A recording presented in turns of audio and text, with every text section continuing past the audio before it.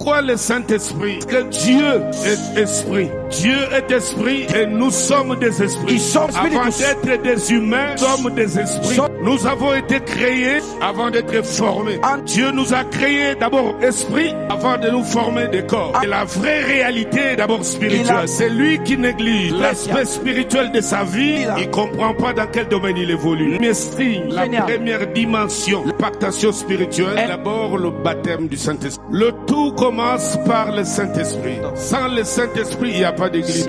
Sans le Saint-Esprit, il n'y a pas de chrétien. Sans le Saint-Esprit, il n'y a pas de conversion. C'est dans l'Esprit. Et Dieu a connu chacun d'entre nous. Avant même que tu ne viennes au monde, le plan de ton salut a été déjà préparé. Il a dit à Jérémie, avant que tu n'aies été formé dans le sein de ta mère, c'est-à-dire qu'avant même que ton père ait fiancé ta maman, avant même qu'il ne se marie, avant même que ta maman ne tombe enceinte de toi, je te connaissais. Et dans le monde spirituel, il y avait déjà une relation entre Dieu et Jérémie.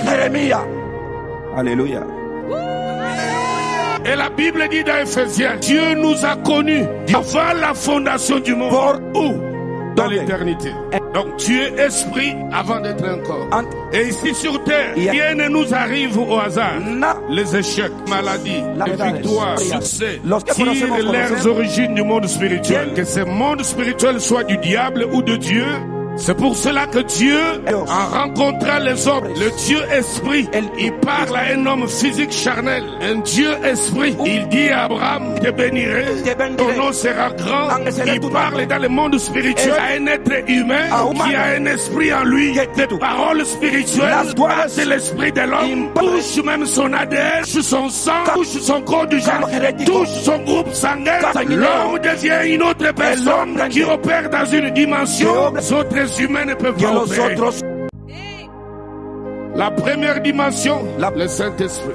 Il n'y a pas de chrétien sans le Saint-Esprit. La deuxième dimension, la seconda dimension, c'est la plénitude du Saint-Esprit.